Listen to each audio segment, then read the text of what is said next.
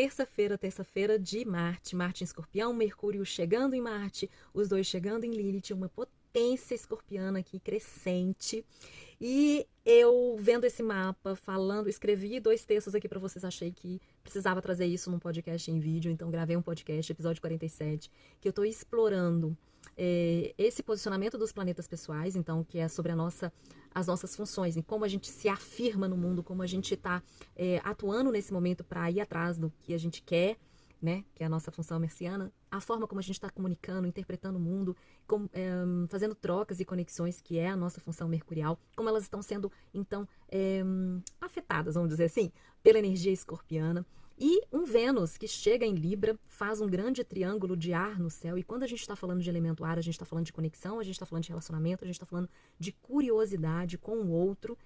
Nessa diferença do outro, a gente então se mantém curioso e quer descobrir o outro, quer se relacionar com o outro, quer se mostrar com o outro. Então, é um trígono muito importante que traz oportunidades interessantes para essa semana. E aqui tem um grande convite para a gente aproveitar. É uma fase de lua minguante, que a gente está falando de interiorização, de um recolhimento, então de uma conclusão e assimilação de tudo que a gente viveu nesse 1 mês, 2 meses, 6 meses. Mas tem esse outro movimento que acontece com o outro, esse movimento do relacionamento. E aí é aquele que eu venho falando, né? Que a gente está indo em busca do ritmo do movimento do equilíbrio. O equilíbrio não é estático. O equilíbrio é um movimento. E aí, dentro do relacionamento, a gente se coloca em movimento. Eu exploro esse assunto nesse episódio através de um dos elementos que eu chamei jogo da sedução. O jogo da sedução é um dos elementos que a gente tem para encontrar esse ritmo do movimento, do relacionamento com o outro.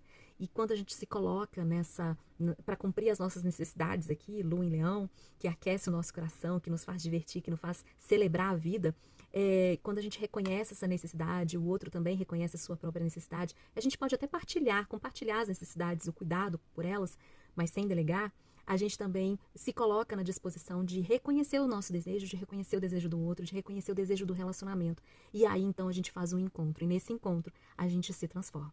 Muitas vezes a gente não está disponível para fazer essa transformação, porque a gente sabe que no encontro vulnerável, verdadeiro e honesto com o outro, a gente vai se transformar.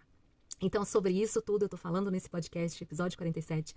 Link está no perfil e tem, então, os textos aqui no feed. Convido vocês para assistir, para me ouvir, para comentar, para compartilhar. Grande beijo!